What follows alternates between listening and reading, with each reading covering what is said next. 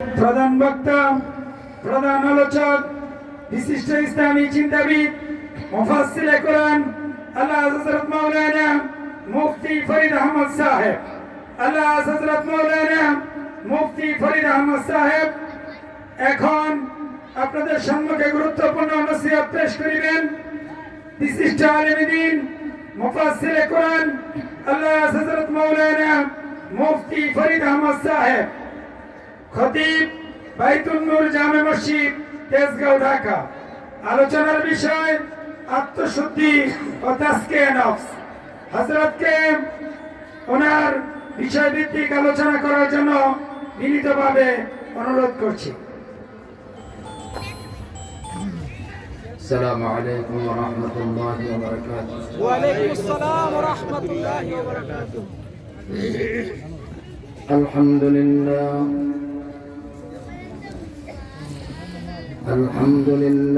نحمده ونستعينه ونستغفره ونعوذ بالله من شرور أنفسنا ومن سيئات أعمالنا. من يهده الله فلا مضل له ومن يضلله فلا هادي له.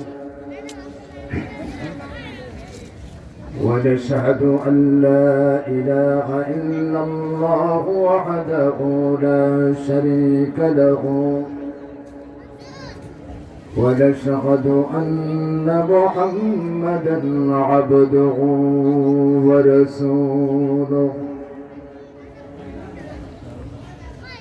أرسله بالحق بشيرا ونذيرا وداعيا إلى الله بإذنه وسراجا منيرا.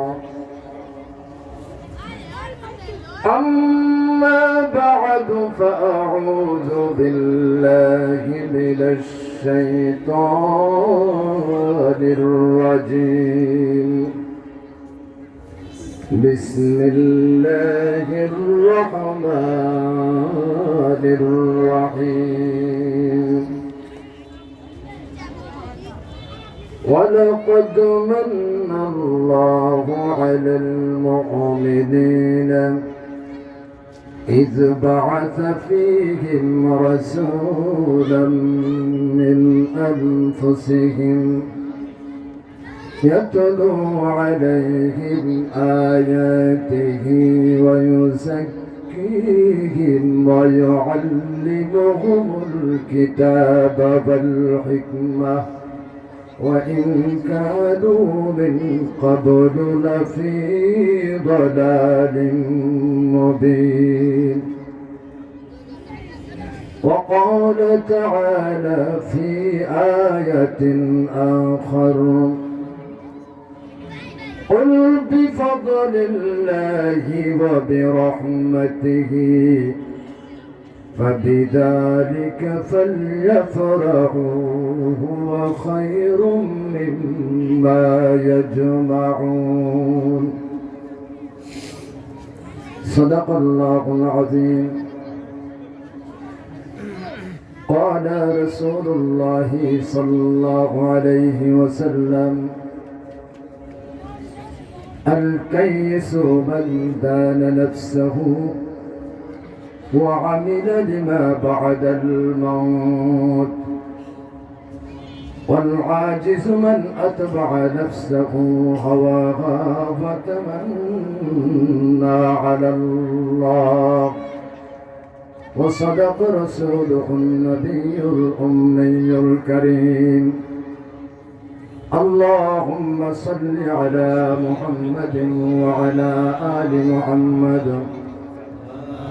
كما صليت على إبراهيم وعلى آل إبراهيم إنك حميد مجيد. اللهم بارك على محمد وعلى آل محمد كما باركت على إبراهيم وعلى آل إبراهيم إنك حميد مجيد وترك الحراس سوقا آية وترك الحراس سوقا آية اور ایک نسخے کی نیاسات نایا دل سے جو بات نکلتی ہے اثر رکھتی ہے پر نہیں طاقت پرواز مگر رکھتی ہے سبحانك لا علم لنا إلا ما علمتنا إنك أنت السميع العليم وتب علي يا مولانا إنك أنت التواب الرحيم جناب सभापति काबिल एहतराम हजरत उलमा इकराम मुअज़्ज़ज़ मुकर्रम मुरब्बियान आज़म মহল্লা বিভিন্ন প্রান্ত থেকে আগত উপস্থিত সকল দ্বীনি ভাইয়েরা, আমরা সর্বপ্রথম মহিয়ান গরিয়ান আল্লাহ পাকের অসংখ্য অগণিত শুকরিয়া আদায় করছি, আল্লাহ পাকের প্রশংসা করছি যিনি আমাদেরকে ফিতনা ফাসাদের যুগে দুনিয়ার কর্মব্যস্ততা থেকে ফারেক করে এনে এই 8 দিন ব্যাপী মাতুয়াইল ইসলামী কাফেলা কর্তৃক আয়োজিত এই তাফসীরুল কোরআন মাহফিল ইসলামী মহাসম্মেলনে উপস্থিত হওয়ার তৌফিক দিয়েছেন। আমরা সবাই মহান আল্লাহ পাকের দরবারে কালিমাতুশ শুকর আদায় করে আলহামদুলিল্লাহ। মুআজ্জাজ হাজিরিন, মাইকের আওয়াজ বহুদূর দূরান্ত পর্যন্ত পৌঁছে গেছে। বিভিন্ন দোকানে, চায়ের স্টলে, এই মুহূর্তে টেলিভিশনের সামনে বহু মানুষ আছে, সবাই তো এখানে আসতে পারে না, সময় নাই, জিন্দেগি সম্পর্কে গাফিল।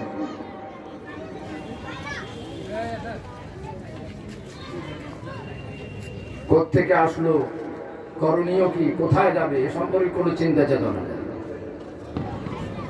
এই জন্য গাফিল জীবন অতিবাহিত করছে। ইসলামী কাফেলা আয়োজিত প্রতি বছরই হয়, দিনক্ষণ ঠিক করে আওয়াজ হয়, প্রচার হয়, কিন্তু আসতে পারে না। দুনিয়াটাকে সামনে নিয়ে এসেছে, আখিরাতকে ভুলে গেছে। এজন্য আল্লাহ তাআলা আমাদের কিছু সংখ্যক মানুষকে তৌফিক দিয়েছেন বিধায় আমরা এই তাফসীর মাহফিলে উপস্থিত হয়ে পেয়েছি, কোরআনের মাহফিলে উপস্থিত হতে পেরেছি। এজন্য আমরা আবারও কালিমাতুশ শুকর আদায় করি আলহামদুলিল্লাহ।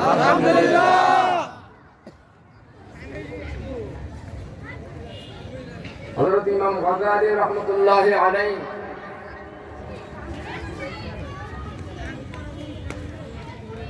উনি একদিন আলোচনা করতে গিয়ে বলেছেন, কিতাবে লিখেছেন যে মানুষ কত গাফিল, মানুষের খবর নাই, মানুষের জিন্দেগির হিসাব নাই। আমাদের মাঝে এমন বহু মানুষ এখন আছে যাদের কাপড়ের কাপড় বাজারে স্থানের মধ্যে চলে আসে, বড় থান কেটে কেটে কাপড়ের কাপড় বিক্রি করছে দোকানদার। ওই থানের কোনো না কোনো মাথায় আমার কাপড় আছে, আপনার কাপড় আছে, বিক্রি হচ্ছে। বাজারে চলে আসছে, কিন্তু আমি দিব্যি আরামে পৃথিবী হাঁটছি, পদার্পণ করছি, আমার খবর নাই। হঠাৎ ঘোষণা হলো আব্দুর রহিম মারা গেছে। ছেলেরা কি আত্মীয় স্বজন কি ওই থান থেকে নিয়ে কাপড় কেটে এনে কাপড়ের ব্যবস্থা করছে। কথা ঠিক কিনা? বুঝতে হবে আমাদের কোথায় রওনা করেছি আমরা। জিন্দেগির কোন হিসাব আমাদের সামনে নাই। আখিরাতকে ভুলে গেলাম, মনে করছি এটাই দুনিয়ার শেষ কথা। না, এটা শেষ কথা নয়।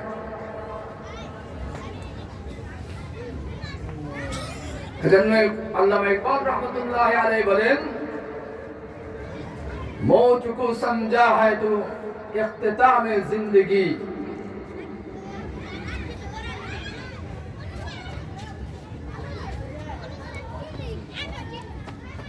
ये शाम जिंदगी है सुबह शाम जिंदगी। তো তুমি তো গাফেল মানুষ, তুমি মৃত্যুকে মনে করছো এটাই তোমার জীবনের শেষ। না, এটা তোমাদের জীবনের শেষ নয়, বরং এটা দুনিয়ার জীবনের শেষ। আখিরাতের শোভা, আখিরাতের প্রভাত, আখিরাতের প্রথম দিন শুরু হয়েছে। আমরা কিছু সংখ্যক মানুষ এখানে আসছি, মুরাকাবা করি, মুহাসাবা করি, চিন্তা করি আসলে আমাদের জিন্দেগিতে চলছে আমরা কোথায় রওনা করলাম। এই মুহাসাবা মুরাকাবা করার জন্যই তাজকিয়াতুন নফস, কলবকে প্রস্তুতি গ্রহণ করা, কলবকে বুঝাই দেওয়া, অনুধাবন করে দেওয়া, মনকে বুঝাই দেওয়া যে না, তোমার এই জিন্দেগি এখানে শেষ নয়, তোমার হিসাব নিকাশে আর একটা জিন্দেগি আছে। কথা ঠিক কিনা? কোরআনের মাহফিল, কোরআনের মাহফিলে আসলে আখিরাতের জিন্দেগির কথা স্মরণ হয়, মৃত্যুর প্রস্তুতি নেওয়া সহজ হয়ে যায়।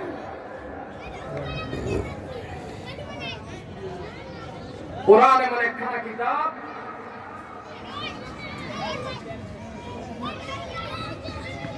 কোরআন এমন একখানা কিতাব, আসমানের নিচে জমিনের উপরে এই বিশ্ব মানবতার হিদায়াতের জন্য সর্বশ্রেষ্ঠ এবং সর্বশেষ কিতাব। এরপরে আরেকটি বাণীও আকাশ থেকে নাযিল হয়, কোরআন।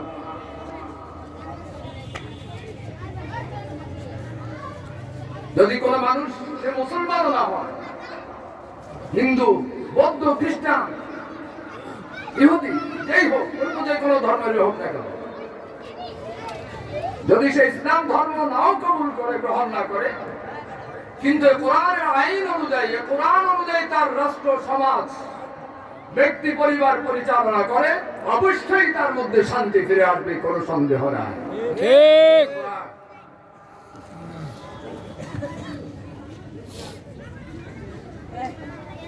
কোরআন তো আসছিল গোটা পৃথিবীর এই মানুষগুলোকে পরিবর্তন করে দেওয়ার জন্য, বিপ্লব করার।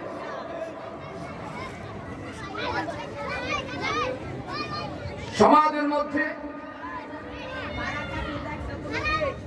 যারা ছিল চোর, যারা ছিল জেনাকার, যারা ছিল বদমাশ, এই কোরআনের সঙ্গে স্পর্শে আসার কারণে এই সমাজের চোর ডাকাত গুলো হয়ে গেল মানব জাতির সম্পদের পাহারা দেওয়া হয়ে গেল, পরিবর্তন করে। যারা ছিল নারীর সতীত্বের জম, কোরআনের সঙ্গে স্পর্শে আসার কারণে তারা হয়ে গেল নারীর সতীত্বের পাহারাদার, সংরক্ষক হয়ে গেল। এই পরিবর্তন করে দিয়েছে কোরআন। কি না আছে কোরআনে? পরিবার, ব্যক্তি, পরিবার, সমাজ, অর্থনীতি, রাজনীতি, সমাজনীতি, কোনো কিছু বাদ রাখেন না, সব কিছু খুলে খুলে কোরআনের মধ্যে আল্লাহ তাআলা বর্ণনা করেন। আল্লাহ রাব্বুল আলামিন কোরআনুল কারীমের মধ্যে কোরআন প্রসঙ্গে বলেন, قُلْ بِفَضْلِ اللَّهِ وَبِرَحْمَتِهِ فَبِذَلِكَ فَلْيَفْرَحُوا هو خير مما يجمعون قل بفضل الله وبرحمته পৃথিবীর মানুষের প্রতি আল্লাহর রহমত, আল্লাহর করুণা, আল্লাহর দয়া হলো এই বিশ্ব মানবতার প্রতি আল্লাহর করুণা হলো এই যে তিনি বিশ্ব মানুষের জন্য কোরআন নামক এই গ্রন্থ, মহাগ্রন্থ আল কোরআন নাযিল করে দিয়েছেন। ফাবিযালিকা ফালইফরাহু, পবিত্র নিষ্কলুষ যদি কোনো আনন্দ করার মতো, আনন্দ উদযাপন করার মতো কোনো বিষয় থাকে, সেটা হলো এই কোরআনুল কারীম। আল্লাহ রাব্বুল আলামিন বলেন, হুয়া খায়রুম মিম্মা ইয়াজমাউন। পৃথিবীর মানুষ কত কিছু অর্জন করেছে, সংগ্রহ করেছে। পৃথিবীর মানুষ কি না করেছে, টাকা করেছে, গাড়ি করেছে, বাড়ি করেছে, খনিজ সম্পদ আহরণ করেছে, সোনার খনি, রূপার খনি, হীরার খনি, বলে মুক্তার খনি, বাড়ি গাড়ি ইন্ডাস্ট্রি করেছে, কত কিছু না অর্জন করেছে। আল্লাহ রাব্বুল আলামিন বলেন, হুয়া খায়রুম মিম্মা ইয়াজমাউন। গোটা পৃথিবীর মানুষ মিলে, সমগ্র পৃথিবীর মানুষ মিলে যত না সম্পদ, যত কিছু অর্জন করেছে, এই কোরআন হলো সব কিছুর চাইতে সর্বোত্তম। কোরআনের মাহফিল আমাদেরকে আহ্বান করছেন, আমরা তো ভুলে গেছি। কোরআন হলো একখানা পরশ পাথর।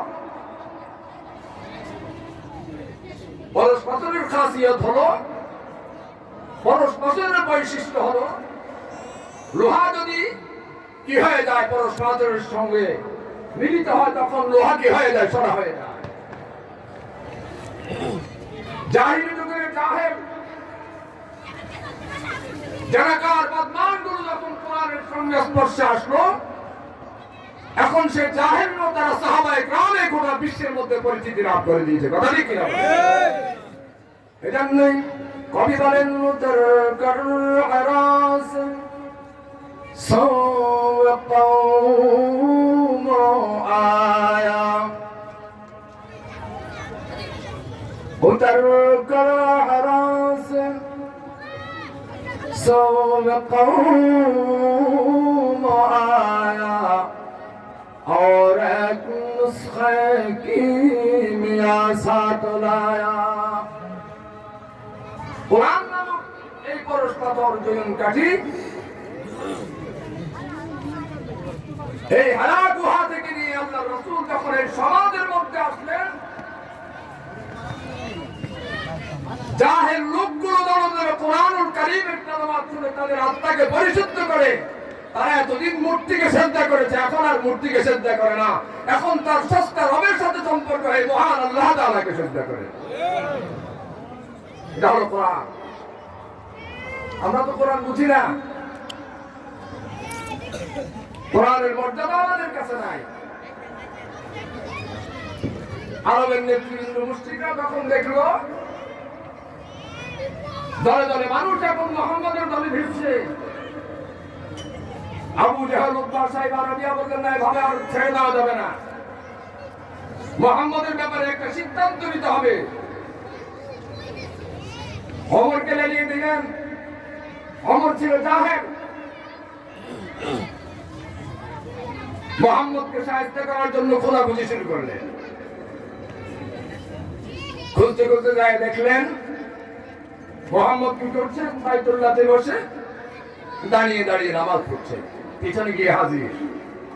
ওমর মনে মনে ভাবলেন, না, সে যেহেতু ইবাদত করছে, নামাজ পড়ছে, নামাজ পড়ুক, নামাজের পরে তাকে সাহায্য করা হবে। পিছনে দাঁড়িয়ে দাঁড়িয়ে ওমর অপেক্ষা করছেন, আল্লাহর নবী কোরআনুল কারীম তেলাওয়াত করছেন, নামাজের মাঝে কোরআনুল কারীম তেলাওয়াত করতেছেন। কোরআনুল কারীম যার উপর নাযিল হয়েছে সেই কোরআন স্বয়ং মুহাম্মদ তেলাওয়াত করতেছেন। কত সুন্দর তেলাওয়াত! এত সুন্দর তেলাওয়াত শুনে ওমর মনে মনে ভাবলেন, জীবনে কোনোদিন স্কুল কলেজ ইউনিভার্সিটি মাদ্রাসায় যায় নাই মুহাম্মদ, এত সুন্দর তেলাওয়াত কোরআন কিভাবে, এত সুন্দর কথা সে কিভাবে পড়ে? নিশ্চয় কোনো জিন তাকে এই কথাগুলো শিখাই দেয়। মনে মনে ভাবছে কোনো জিন তাকে এই কথাগুলো শিখায়।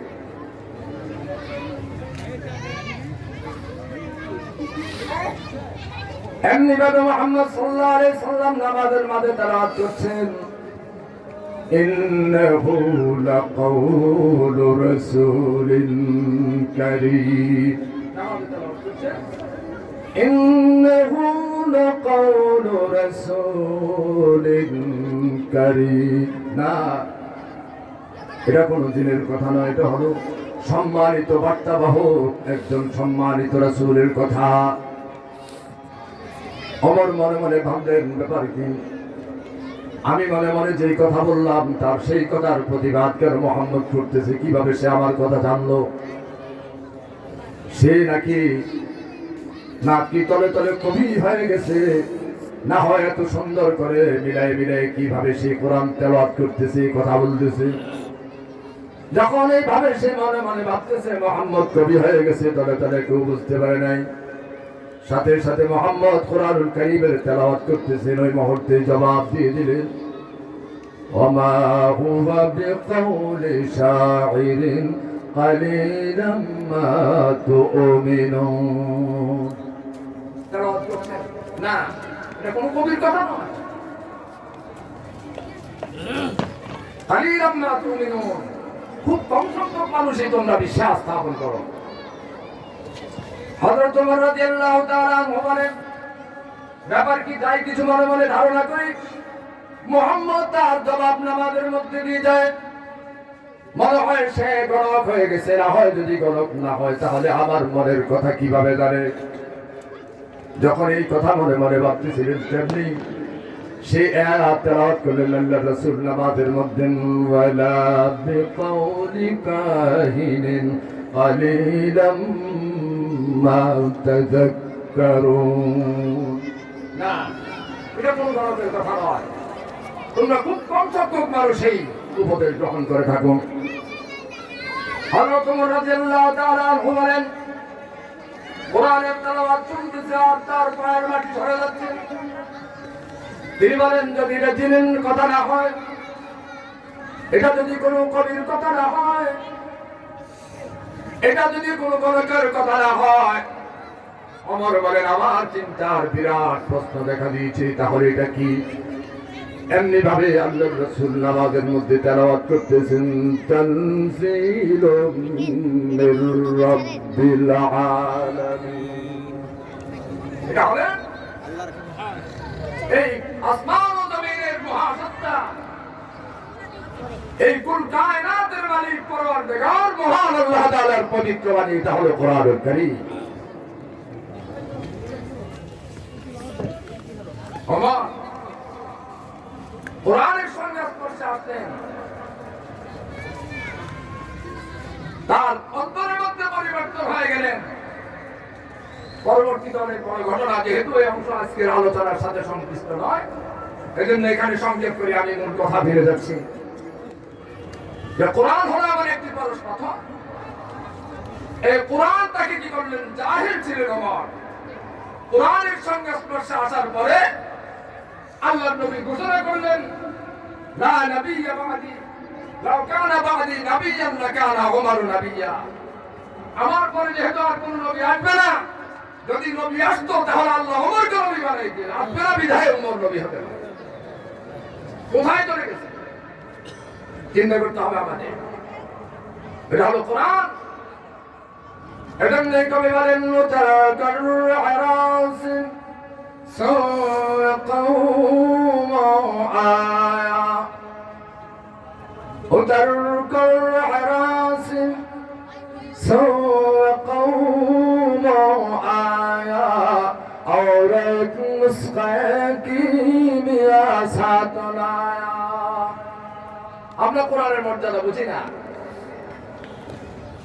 কোরআন আমাদের এখন আর আমরা পড়তে জানি না।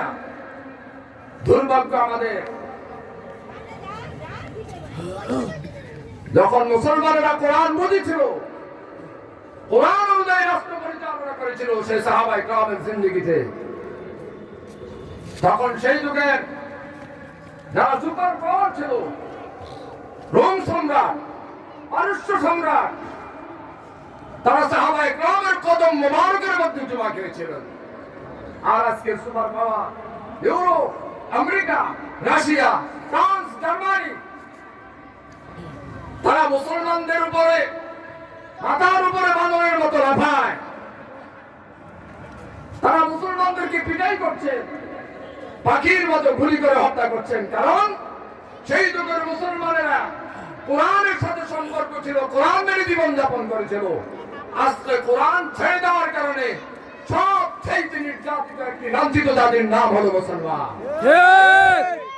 এজন্যই বিশ্বকবি কবি সম্রাট আল্লামা ইকবাল রহমতুল্লাহ আলাইহি বলেন, ওয়ে জামানা মে মুআজ্জব থে মুসলমান হোকর,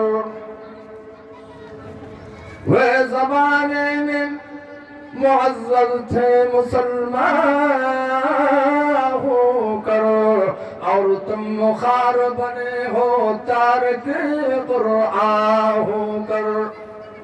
আমরা সেদিন কোরআন মেনে হয়েছিলাম সম্মানিত, আজ আবার কোরআন ছেড়ে হচ্ছে সবাই লাঞ্ছিত। সেই যুগের মুসলমানেরা কোরআন অনুযায়ী জীবন গড়েছে, কোরআন অনুযায়ী পরিবার পরিচালনা করেছিলেন, সমাজ রাষ্ট্র পরিচালনা করেছিলেন।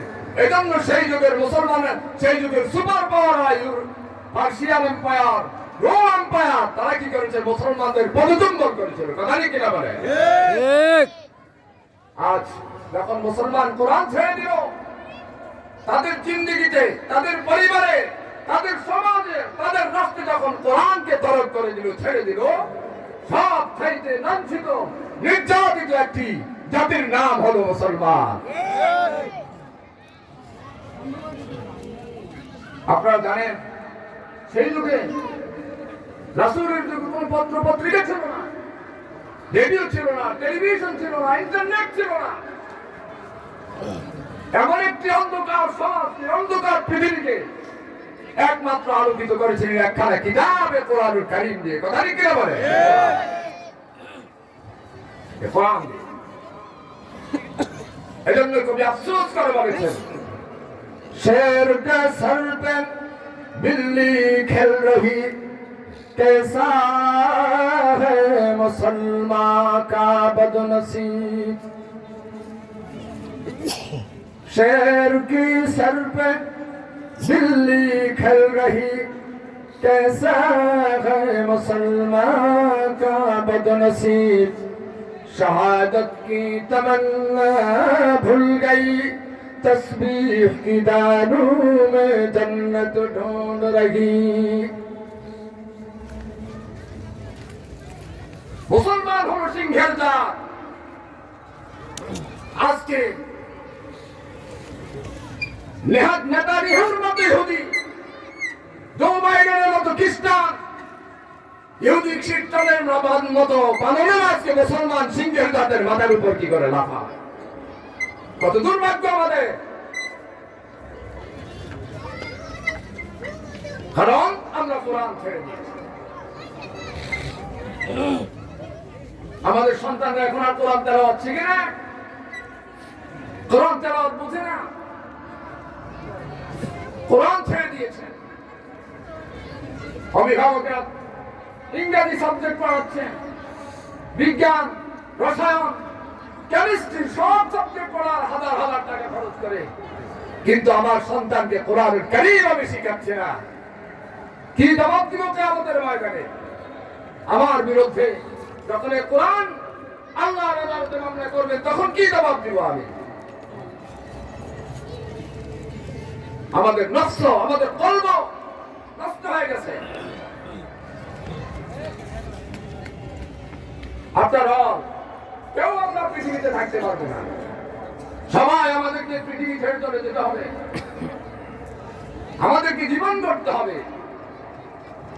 আল্লাহ রাব্বুল আলামিন কোরআনুল কারীমে বলেন, الذي خلق الموت والحياة ليبلوكم أيكم أحسن عملا।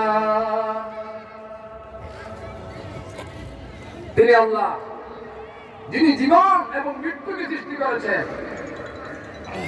কি জন্য সৃষ্টি করলেন? লিয়াবলুয়াকুম, যাতে করে তোমাদেরকে পরীক্ষা করতে পারে। আইয়ুকুম আহসানু আমালা, কে তোমাদের মধ্যে কে সর্বোত্তম আমল করেছে, কে ভালো আমল করেছে, পরীক্ষা করার জন্য আল্লাহ তাআলা জীবন এবং মৃত্যুকে সৃষ্টি করেন।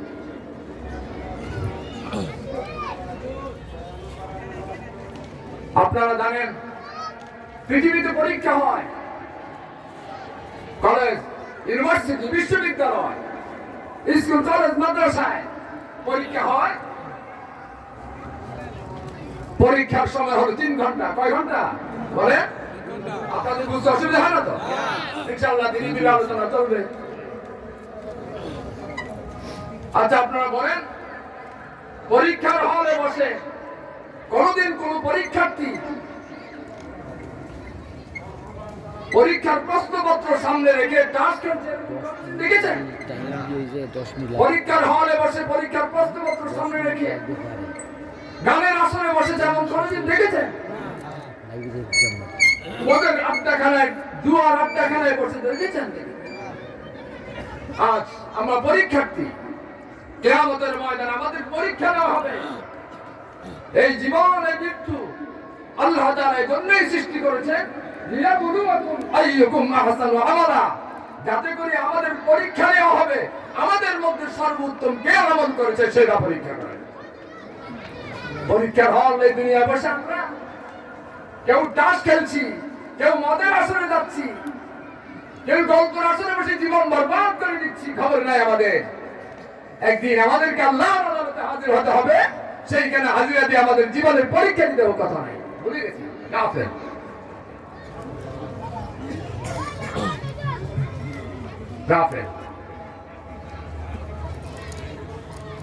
পরীক্ষা করা হবে আমাদের জিন্দগি। এই যে আমি চেয়ারে বসছি, এখান থেকে আবার উঠে দাঁড়াতে পারবো এর কোনো নিশ্চয়তা আছে? আমরা যারা এখানে এসেছি, আমরা আবার বাড়ি ফিরে যেতে পারবো এরকম কোনো নিশ্চয়তা আছে বলেন? এজন্য এই কবি বলেন, আগা আপনি মौत से कोई बशर नहीं, साबा 100 बरस का है पल की खबर नहीं। 100 বছর কি খেতে পারবো, 50 বছর কি খেতে পারবো, ব্যাংক ব্যালেন্স করে ফেলেছি, সম্পদ জমা করেছি, অথচ এক মুহূর্তের খবর নাই, বাড়ি ফিরে যেতে পারবো এর কোনো নিশ্চয়তা নেই। কথা কি আমার কোনো বিশ্বাস নেই। এটা হলো পৃথিবী। টাকা টাকা চাই, বাড়ি চাই, গাড়ি চাই। এজন্য আল্লাহর নবী বলেন, লাউ কানা লিবনে আদমা ওয়াদিয়ান মিন যাহাবিন লাবতাগা সালিসান ওয়ালা ইয়ামলাউ জাওফু ইবনে আদমা ইল্লা বিতুরাব। মানুষের স্বভাব বনি আদম অনেক পর্যায়ে পৌঁছে গেছে। যদি মাঠ বোঝাই করা হয়, প্রান্তর বোঝাই এক মাঠ বড় বোঝাই সোনা দেওয়া হয়, তখন সে বলবে, আমাকে যদি দ্বিতীয় আরেকটি প্রান্তর বোঝাই সোনা দিত, আবার দ্বিতীয় একটি মাঠ বোঝাই করে যদি সোনা দেওয়া হয়, যদি তৃতীয় আরেকটি মাঠ বোঝাই করা সোনা আমাকে দেওয়া হতো। আল্লাহর নবী বলেন, ওয়ালা ইয়ামলাউ জাওফু ইবনে আদম ইল্লা বিতুরাব। বনি আদমের এই আকাঙ্ক্ষার পেট কখনো উদর করতে হবে না। কবরের 3.5 হাত মাটি থাক, বনি আদমের কোনদিন পেট ভরবে না। কথা ঠিক না? বুঝুন, একটু মুকারাবা করেন, মুহাসাবা করেন। তা আল্লাহ তাআলা বলতেছেন কি, যে তোমাদের পরীক্ষা নেওয়া হবে। আমরা পরীক্ষার্থী, আমাদের পরীক্ষা নেওয়া হবে।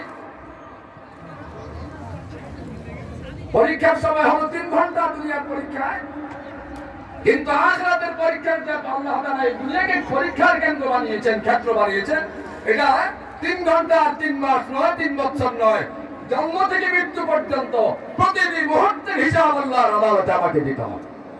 ঠিক। অবশ্যই সাবালক হওয়া পর্যন্ত কিছু জিনিস কনসিডার আছে। সাবালক হওয়া পর্যন্ত 10 বছর 12 বছর 15 বছর যার যার অনুপাতে এটা থাকতে হবে। সাবালক হওয়ার পর থেকে মৃত্যু পর্যন্ত প্রতিটি মুহূর্তে প্রতিটি সেকেন্ডের প্রত্যেকটি মুহূর্তের হিসাব আল্লাহর আদালতে দিতে হবে। এত সহজ ব্যাপার না, প্রতিটি সেকেন্ডের হিসাব দিতে হবে আল্লাহ।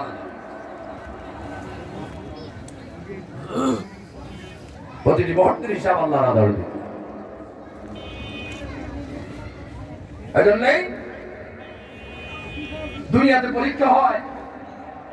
কেউ যদি মেট্রিক, ইন্টারমিডিয়েট, অনার্স, মাস্টার্স, দাখিল আলেম ফাজিল কামেল, মাস্টার দেওয়ার এই পরীক্ষাগুলোতে যদি কেউ ফেল করে, একবার যদি ফেল করে দ্বিতীয়বার পরীক্ষা দিয়ে পাস করার ব্যবস্থা আছে। দ্বিতীয়বার পরীক্ষা দিয়ে ফেল করলো, তৃতীয়বার পরীক্ষা দিয়ে পাস করার ব্যবস্থা আছে। তৃতীয়বার পরীক্ষা দিয়ে ফেল করলো, একবার, দুইবার, 5 বার, 7 বার, 10 বার যদি ফেল করে 10 বার আবার পরীক্ষা দিয়ে পাস করার ব্যবস্থা আছে। কিন্তু কিয়ামতের ময়দানে আল্লাহর আদালতে জীবনের পরীক্ষায় যদি একবার ফেল করে দ্বিতীয়বার পরীক্ষা দিয়ে পাস করার কোনো ব্যবস্থা নাই। কোনো ব্যবস্থা আছে?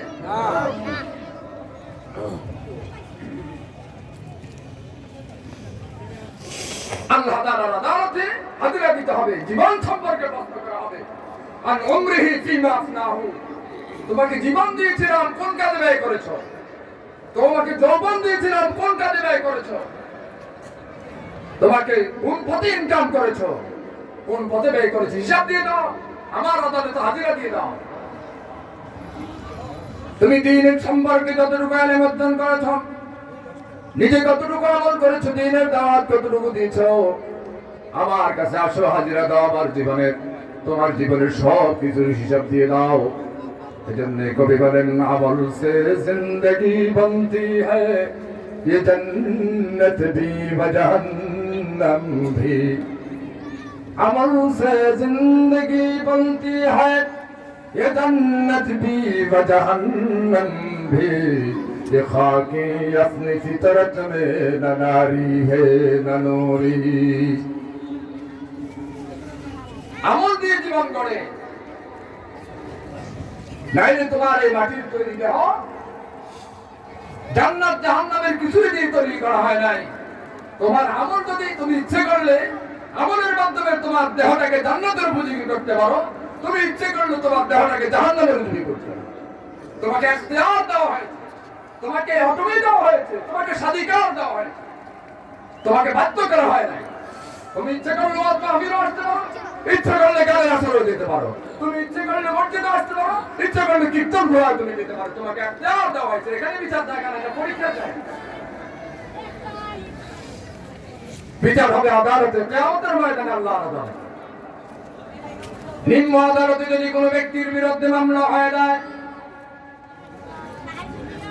নিম্ন আদালতে যদি হেরে যায়, তার বিরুদ্ধে যদি রায় হয়ে যায়, জজ কোর্টে আপিল করার সুযোগ আছে। জজ কোর্টে যদি সে মামলায় হেরে যায়, হাইকোর্টে আপিল করার সুযোগ আছে। হাইকোর্টে যদি সে মামলায় হেরে যায়, সুপ্রিম কোর্টে আপিল করার সুযোগ আছে। সুপ্রিম কোর্টে যদি সে হেরে যায়, প্রেসিডেন্টের কাছে আবেদন করার সুযোগ আছে। না নাই কথা বলে আল্লাহর আদালতে কিয়ামতের ময়দানে জীবনের মামলায় যদি একবার হেরে যায়, দ্বিতীয়বার আপিল করার আর কোন জায়গা নাই। কি হবে আমাদের? চিন্তা করেন, মোরাকাবা করেন, মুহাসাবা করেন। কিয়ামতের ভয়াবহ মুসিবতের দিনে আল্লাহর আদালতে জীবনের মামলায় যদি কোনো বান্দা একবার হয়ে যায়, দ্বিতীয়বার আর কোনো উচ্চ আদালত নাই, কোর্ট নাই, সেখানে আপিল করার কোনো জায়গা নাই, সুযোগ নাই। একটু চিন্তা করে, মুরাকাবা করে, মুহাসাবা করে, কোথায় রওনা করছি আমরা?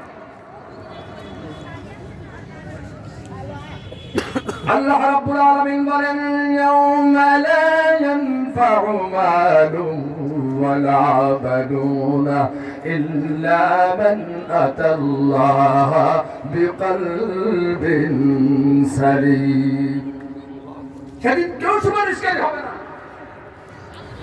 সেদিন কোনো ঘুষের আদান প্রদান করা হবে না, কোনো বিনিময় গ্রহণ করা হবে না। ওলা তুখাযু মিনহা আদলু, কোনো বিনিময় গ্রহণ করা হবে না। ওলা হুম ইউনসারুন, কেউ সাহায্যকারী হবে না সেদিন কিয়ামতের দিন। চক্ষু বন্ধ করুন, একটু চিন্তা করেন।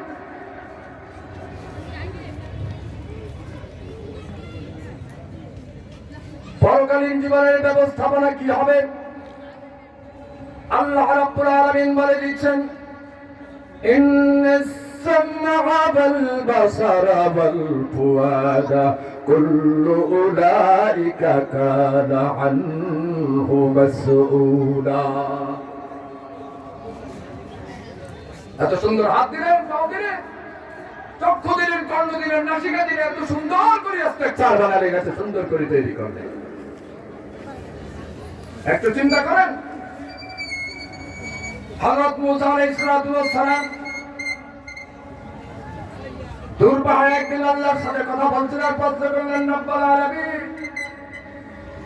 এত সুন্দর করে মানুষগুলোকে আপনি সৃষ্টি করলেন, এত সুন্দর করে মানুষগুলোকে আপনি তৈরি করলেন, আবার আপনি মানুষগুলোকে জাহান্নামের আগুনে জ্বালাইবেন, বুঝতে তো পারলাম না। সূরা তিনের মধ্যে আল্লাহ তাআলা বলেন, লাকাদ খালাকনাল ইনসানা ফি আহসানি তাকবীর সুম্মা রাদাদনাহু আসফালা সাফিলিন। এত সুন্দর করে বানাইলেন, আমার এই মানুষগুলোকে জাহান্নামের আগুনে জ্বালাইবেন, কারণ কি? বিষয়টা বুঝলাম না। আল্লাহ রাব্বুল আলামিন যা বললেন, ও আমার নবী মুসা, তোমার এই প্রশ্নের জবাব আমি আজকে দিলাম না, আমি তোমাকে একটি নির্দেশ দিই, তুমি শোনো, এই নির্দেশটা তুমি পালন করো। যাও, যাইয়া তুমি একটি সমতল জায়গা গ্রহণ করো, সেইখানে তুমি চাষ করো, ফসল বানাও। আল্লাহর নির্দেশ পেয়ে হযরত মুসা আলাইহিস সালাম চলে আসলে পাহাড়ের নিচে সমতল একটি সুন্দর উর্বর জায়গা বেছে নিলেন, সেইখানে 6 মাস পর্যন্ত ফসল বানালে, নিড়ালেন, পানি দিলেন, সিঞ্চন করলেন কষ্ট করে। মরুভূমির দেশ, বহু কষ্ট করে ফসল বানালেন। দীর্ঘদিন পরে যখন আল্লাহর সাথে কথা বলতে গেলে আল্লাহ প্রশ্ন করলেন, মুসা রে, আবার ফসলের খবর কি, ফসল বোনাইছো নাকি? বললেন, রব্বুল আলামিন, হ্যাঁ। ফসল কোথায়? বললেন, আমি যখন ছিলাম মাড়াইছি, ফসল বুনাইছি, মাড়াইছি, নেড়েছি, পানি দিয়েছি। এরপরে যখন ফসলগুলো পেকে গেল, তখন আমি সেইগুলোকে ভালো করে মাড়াইয়া সুন্দর করে, যেগুলো ধান হলো, গম হলো, সেগুলোকে আবে গোলার মধ্যে সংরক্ষণ করে দিয়েছি। আর যেগুলো কি হয়েছে, গাছ হয়েছে, খড়কুটা হয়েছে, সেগুলোকে পাহাড়ের মধ্যে আগুনে জ্বালিয়ে দিয়েছি। আল্লাহ তাআলা বলেন, মুসা 6 মাস ধরে পানি সিঞ্চন করে, জমিন নিরায়ে পরিষ্কার করে, এত কষ্ট করে ধান গাছগুলো, গম গাছগুলো তৈরি করেছে তুমি, এইগুলো আগুনে কেন তুমি ফোড়াই দিলে? এত কষ্ট করে তুমি বানাই না, এত কষ্ট করে তুমি ফসল বানাই না, কেন এগুলো তুমি আগুনে জ্বালাই দিলা? বললেন, রব্বুল আলামিন, আপনার নির্দেশকে আমি যা বুঝেছি, উদ্দেশ্য ছিল এই ফসলের মধ্যে যেগুলি দাম হবে, গম হবে, ফসল হবে, সেগুলো আমি গোলার মধ্যে সংরক্ষণ করেছি। আর যেগুলো খড়কুটা হয়েছে, সেগুলি কত ফসলের জন্য আমি জাগায় দিয়েছি। রব্বুল আলামিন বলেন, মুসা রে, শোনো, সেদিন তুমি আমাকে কি করেছিলে? প্রশ্ন করেছে, এত সুন্দর করে মানুষগুলোকে বানাইলেন, আবার এই মানুষগুলো কেন আপনি কি করলেন? জাহান্নামের আগুনে জ্বালাইবেন। মুসা রে, শোনো, আমি মানুষগুলোকে নিরর্থক বানাই নাই, তার একটা লক্ষ্য ছিল, উদ্দেশ্য ছিল। তোমার ফসলের যেগুলো একটি উদ্দেশ্য ছিল, যেগুলো ধান হবে, গম হবে, এগুলো সংরক্ষণ করেছো। আর যেগুলো খড়কুটা হয়েছে, আগাছ হয়েছে, সেগুলো জ্বালাই দিয়েছ। আমারও মানুষগুলো সৃষ্টি করার পিছনে একটি উদ্দেশ্য ছিল, একটি টার্গেট ছিল, সেটা হলো ওয়ামা খালাকাতুল জিন্না ওয়াল ইনসা ইল্লা লিয়াবুদুন। আমার টার্গেট ছিল, আমার উদ্দেশ্য হলো এই মানুষগুলোকে আমি সৃষ্টি করেছি আমার গোলামি করার জন্য, আমার দাসত্ব করার জন্য, আমার ইবাদত করার জন্য। যারা তাদের জীবনকে আমার গোলামি করে, আমার দাসত্ব আর ইবাদত করে, যারা জীবন গঠন করেছে, এগুলো হলো সেই ফসল, এইগুলোকে আমি জান্নাতের গোড়ায় সংরক্ষণ করব। যারা আমার হুকুম লঙ্ঘন করে জীবনকে বরবাদ করে দিয়েছে, শহরের স্টাউলে বসে বসে আমরা আজিজকে নষ্ট করে দিয়েছে, টেলিভিশনের সামনে বসে বসে, খেলার সামনে বসে বসে জীবনকে বরবাদ করেছে, তাদেরকে জাহান্নামের আগুনের মধ্যে খড়কুটাগুলো আমি জানি। ঠিক কোরআন তো এজন্যই নাযিল হয়েছিল, জাহেল মানুষগুলোকে সঠিক কথা বলার জন্য কোরআন নাযিল হয়েছে। সাহাবায়ে কেরাম কোরআন পড়েছেন। কোরআন তো শুধু তেলাওয়াত করার জন্য নাযিল হয় নাই, কোরআন তো শুধু ওয়াজ নসিহত করার জন্য নাযিল হয় নাই, কোরআন তো এজন্যই নাযিল হয়েছে বাস্তবে অ্যাপ্লাই করার জন্য, জীবনে অ্যাপ্লাই করার জন্য কোরআন নাযিল হয়েছে। কথা ঠিক কিনা বলেন? এজন্য সাহাবায়ে কেরাম একটা কোরআন সূরা বাকারার মতো একটি সূরা পড়তে তাদের 4 থেকে 10 বছর সময় নিয়েছে। আমরা তো প্রতিদিন করে কোরআন তেলাওয়াত করি, 1 কদম 10 কদম 5 কদম করে রমজান মাসে। সাহাবায়ে কেরাম এক একটি সূরা পাঠ করতে তাদের 8 থেকে 10 বছর সময় লেগেছে। তাহলে কি এর অর্থ এই যে সাহাবায়ে কেরাম কোরআন পড়তে জানতেন না, এজন্য 7 বছর লাগছে একটা সূরা পড়তে? না, বিষয়টা না। বিষয় হলো একটি আয়াত তারা তেলাওয়াত করেছে, জীবনে ধারণ করেছে, আমল করেছে, আবার আরেকটি আয়াত করেছে, আমল করেছে, জীবনে ধারণ করেছে। এইভাবে করে কোরআন সূরা পুরা সূরা তিনি কি করছেন? তেলাওয়াত করছেন, আমল করেছেন, জীবনে ধারণ করে যখন রাস্তা দিয়ে হেঁটে যায় তখন মনে হতে তো জীবন্ত কোরআন রাস্তা দিয়ে হেঁটে যায়। কোরআন ছেড়ে দিয়েছে মুসলমান। এজন্যই কবি আফসোস করে বলেন, তুঝে বাতাও तकदीर उमम क्या है, तुझे बताओ तकदीर उमम क्या है, शमशीर सना अव्वल ताऊस और बाबा की। এসো, এ জাতির অরুণ এবং জওয়ান, এ জাতির উন্নতি এবং অবনতির কথা তোমাদেরকে শোনায়। যখন এই জাতির এক হাতে থাকবে কোরআন আর এক হাতে থাকবে তার বাড়ি, তখন এই জাতি আপ হতে থাকে, উন্নতি হতে থাকে। সুবহানাল্লাহ। যখন এই কোরআন ছেড়ে দিল এই জাতি, তার পরিবর্তে যখন তাদের হাতে গিটার, তবলা, হারমোনিয়াম, দোতারা তেতারা উঠে গেল, মিউজিয়াম এসে গেল, তখন এই জাতি লাঞ্ছিত হয়ে যাচ্ছে। দিন দিন এই জাতির উপর নির্যাতনের চিহ্ন নেমে আছে। কথা ঠিক কিনা বলেন? গোটা বিশ্ববাসী লাঞ্ছিত একটি জাতির নাম হলো মুসলমান। এজন্যই কবি বলেন, আয়াতা এরে লাহুতি ওসারিস কসে মাউত ওয়াচ্ছি, আয়াতা এরে লাহুতি ওসারিস কসে মাউত ওয়াচ্ছি, दस रिज़्क़ से आती हो परवाज़ में कोताही, যেই যে কুতাবার হইল আজাদি নীল আকাশের আলো, তাহার চাইতে স্বাধীন মরণ হাজার গুণে ভালো। এই জাতি তো ছিল খালিদ বিন ওয়ালিদের উত্তরসূরি, এই জাতি ছিল সালাউদ্দিন আইয়ুবের উত্তরসূরি, এই জাতি ছিল শাহজালাল ইয়ামানির উত্তরসূরি, খান জাহানের উত্তরসূরি, রবীন্দ্রনাথ এবং ঠাকুরদের উত্তরসূরি কখনোই ছিল না। কথা ঠিক কিনা বলেন? সুতরাং যখন এই কোরআন জাতি কোরআন ছেড়ে দিল, তখন থেকেই তাদের দুর্ভাগ্য নেমে এসেছে তাদের কপালে। আল্লাহ রাব্বুল আলামিনের দরবারে এই জাতি, এই নামদারি মুসলমান তাদের জীবনের প্রত্যেকটি জীবনের প্রতিটি মুহূর্তের হিসাব দিতে হবে। সহজ কথা নয়। আল্লাহ রাব্বুল আলামিন বলেন, তোমরা শুনো পরকালীন বিচারের ব্যবস্থা কি হবে। ইন্নাস সামআ ওয়াল বাসারা ওয়াল ফুআদা কুল্লু উলাইকা কানা আনহু মাসউলা। এত সুন্দর করে সৃষ্টি করলেন, চক্ষু দিলেন, কর্ণ দিলেন, এই সম্পর্কে আল্লাহর আদালতে হিসাব দিতে হবে, জবাব দিতে হবে। কান কত সুন্দর নিয়ামত, যারা বধির কানে শোনে না, কত দূরে কথা কইতে হয়, কত কষ্ট হয়, তাদেরকে জিজ্ঞাসা করেন কত কষ্ট। ছিলে কথা বলবো শোনে না। আমাকে আপনাকে আল্লাহ শ্রবণ শক্তি দিয়েছেন, এই শ্রবণ শক্তি সম্পর্কে আল্লাহ আদালতে জবাব দেবে। এত সুন্দর চক্ষু দিয়েছেন, এই চক্ষু সম্পর্কে আল্লাহ তাআলার কাছে হিসাব দিতে হবে। কত সুন্দর চোখ, আল্লাহর কত বড় নেয়ামত। যদি এই চোখের দৃষ্টি শক্তি না থাকতো, আমাদের গর্ভধারিণী মাকে দেখতে পারতাম না। আল্লাহ আকাশ, এই জমিন, এই পৃথিবীকে দেখতে পারতাম না। আল্লাহ তাআলা এত সুন্দর চক্ষু দিলেন। পৃথিবীতে পরিবেশন আছে, জান আছে,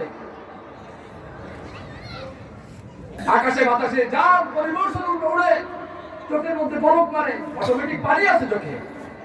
একটু চিন্তা করেন, ধর্মকে জিজ্ঞাসা করেন, মোরাকাবা করেন।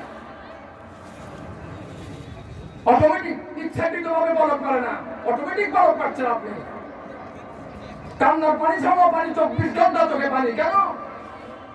কারণ এই পৃথিবীর আকাশে বাতাসে অসংখ্য পরিবেশন, অসংখ্য জাম আছে। এইগুলি নাকে দিয়ে ঢুকে পানি চলে যায়, চোখে ঢুকে। যদি এগুলি পরিচ্ছন্ন করার কোনো ব্যবস্থা না থাকতো, তাহলে চোখের দৃষ্টিশক্তি নষ্ট হয়ে যেত। এই জন্য আল্লাহ রাব্বুল আলামিন চোখের মধ্যে এক প্রকারের মেডিসিন রূপী পানি দিয়েছেন। প্রতিটি মুহূর্তে মুহূর্তে পলক মেরে মেরে আপনার আমার চোখকে ক্লিন করে দিয়েছে। যালিকুমুল্লাহু রাব্বুকুম, এটাই হলো আমাদের রব। এই ব্যবস্থা ভরা রেখে রেখে আমাদের চোখকে পরিষ্কার করে দিচ্ছে। চোখে নষ্ট হওয়া থেকে আল্লাহ তাআলা রক্ষা করছেন। ইন্নাস সামআ ওয়াল বাসারা ওয়াল ফুআদা কুল্লু উলাইকা কানা আনহু মাসউলা।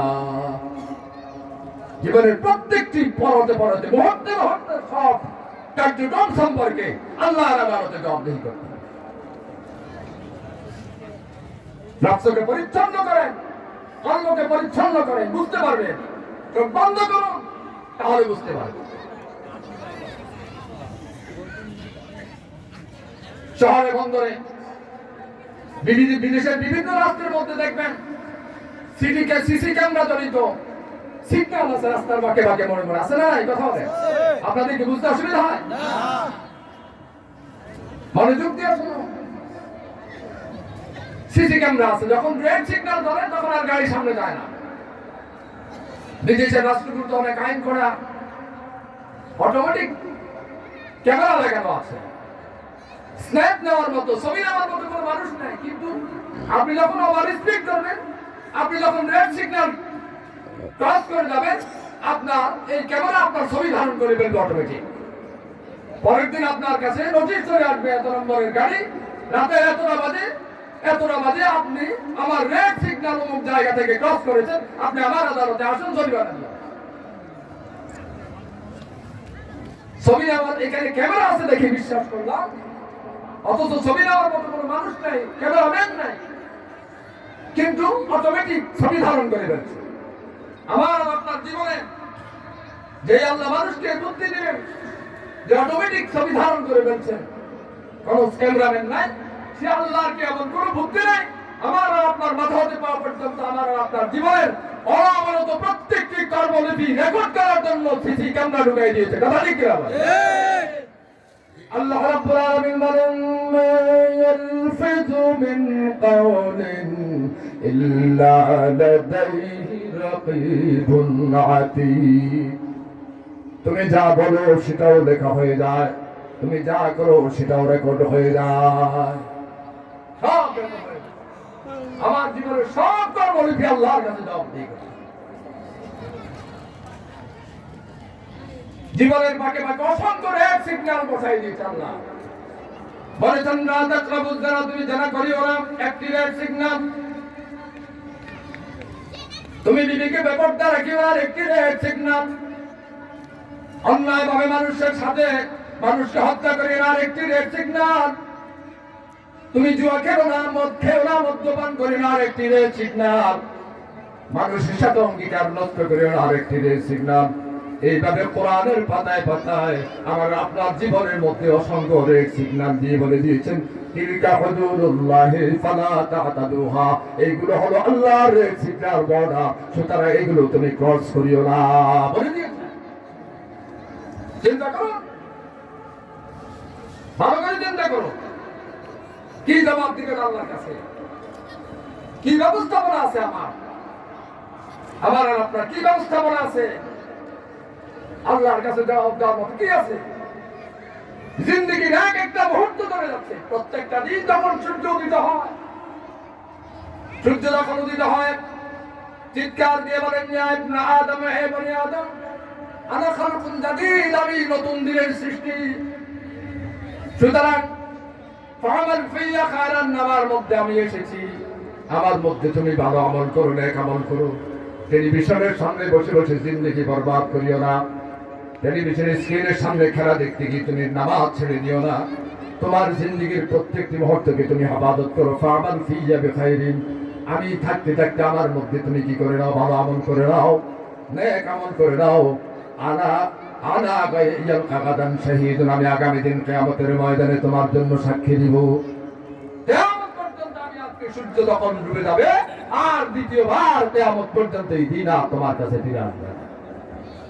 চিন্তা করেন কোথায় কত জিন্দেগি, কত সময় নষ্ট করতেছি। মসজিদের মিনার থেকে মুয়াজ্জিন আযান দেয়, আমি শুনিলাম মুয়াজ্জিন মিনার থেকে বলতেছে, হাইয়া আলাস সালাত, নামাজের দিকে, হাইয়া আলাল ফালাহ, নামাজের দিকে, কল্যাণের দিকে আসো। আমি টেলিভিশন দেখি, আমি খেলা দেখি, মসজিদের মুয়াজ্জিনের কথা শুনি না। কিয়ামতের ময়দানে দিন তো আর কোনোদিন ফিরে আসবে না। আমার প্রত্যেকটি আমলের হিসাব কিয়ামতের ময়দানে আল্লাহর আদালতে দিতে হবে। আল্লাহর আদালতে দিতে হবে। আমার আর আপনার বাড়ির মধ্যে ঘড়ি আছে, ঘড়ি যখন ঘন্টা যখন হয় তখন একটু টনটন করে আওয়াজ মারে। ঘড়ি তার বাসায় কি বলে আমি আর আপনি বুঝি না। যখন একটা বাজলো, একটি ঠন করে আওয়াজ দিল, ঘড়ি তার বাসায় বলে দিল, ও আল্লাহর বান্দা শোনো, ও আল্লাহর বান্দা শোনো, একটা বেজেছে, তোমার জীবনের সময়ের ঘড়ি থেকে 1 ঘন্টা মাইনাস হয়ে গেছে। 2টা বেজেছে, 2টা আওয়াজ দিয়েছে, 2 ঘন্টা দিয়েছে, তোমার জীবন থেকে 2 ঘন্টা চলে গেছে। 3টা বেজেছে, 3 ঘন্টা চলে গেছে। 24 ঘন্টা গেল, দিন গেল, মাস গেল, বছর গেল। কিয়ামতের ময়দানে আল্লাহর জন্য কি সংরক্ষণ করেছো? কিছুই তো জমা করতে পারলে না। আল্লাহর দরবারে, আল্লাহর আদালতে কি জবাব দিবা? আল্লাহ রাব্বুল আলামিন এর জন্য বলেন, ইয়া আইয়ুহাল্লাযীনা আমানু তাকুল্লাহা ওয়াল তানজুর নাফসুম মা কদ্দামাত লিগাদিন ওয়াত্তাকুল্লাহা ইন্নাল্লাহা খাবীরুম বিমা তা'মালুন। দেখো, আমলনামা খুলে দেখো, জিন্দেগির রেজিস্টার খুলে দেখো। ওয়ালতানজুর নাফসুম মা কদ্দামাত লিগাদ, কিয়ামতের ময়দানে আল্লাহর আদালতে তুমি যে হাজিরা দিতে যাবে, তোমার সেদিন কি জবাবদিহি থাকবে, কি ব্যবস্থাপনা থাকবে? তোমার রেজিস্টার মধ্যে, আমলনামার মধ্যে একটু চোখ বুলাই দেখো কি জমা করেছো। ঘড়ি তো টনটন করে আওয়াজ দিয়ে আমাকে আপনাকে বারবার সতর্ক করছে, ও আল্লাহর বান্দা, তোমার জিন্দেগি থেকে 1 ঘন্টা, 2 ঘন্টা, দিন, মাস, বছর পেরিয়ে গেল, আল্লাহর আদালতে হাজির হওয়ার জন্য কি সংরক্ষণ করেছো? কি সংরক্ষণ? একটু চিন্তা করেন, কি সংরক্ষণ করেছে? কিছুই আমাদের নাই, আমাদের কোনো পুঁজি নাই, কোনো আমল নাই।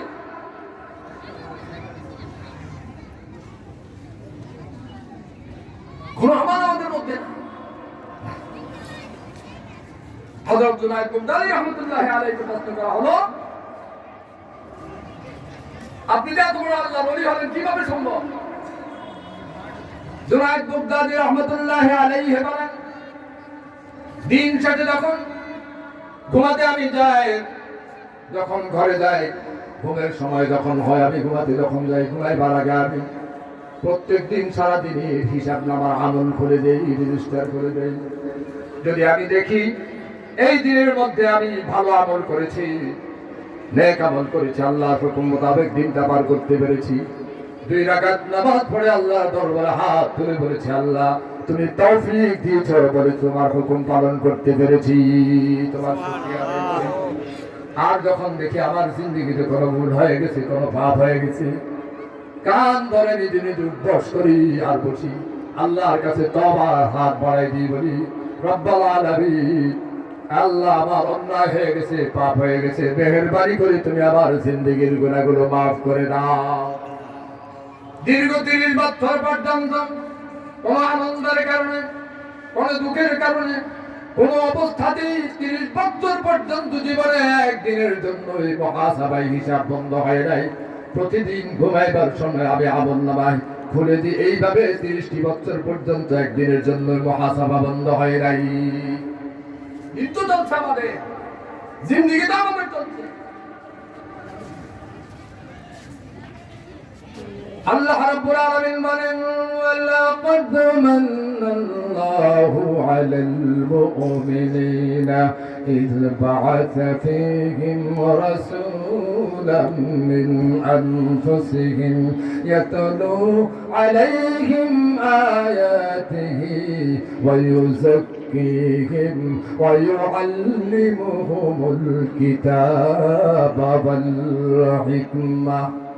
আল্লাহর অনুগ্রহ, আল্লাহর দয়া হলো মুসলমানদের প্রতি। এই আমাদের মধ্যে থেকে আল্লাহ তাআলা এমন একজন নবী প্রেরণ করলেন, রাসূল প্রেরণ করলেন, যিনি এই রাসূলকে গোটা জাতিকে, গোটা উম্মতকে কি করলেন? ইয়াতালু আলাইহিম আয়াতিহি ওয়া ইউযাক্কিহিম ওয়া ইউআল্লিমুহুমুল কিতাবা ওয়াল হিকমা। যিনি কোরআন তেলাওয়াত করে করে গোটা মানব জাতিকে কোরআনের মাধ্যমে গোটা জাতিকে হেদায়েতের রাস্তা দেখাই দিয়েছে। যখন মানুষ কোরআন তেলাওয়াত করে তখন কলব পরিচ্ছন্ন হতে থাকে, কলবের মধ্যে ঈমান বাড়তে থাকে।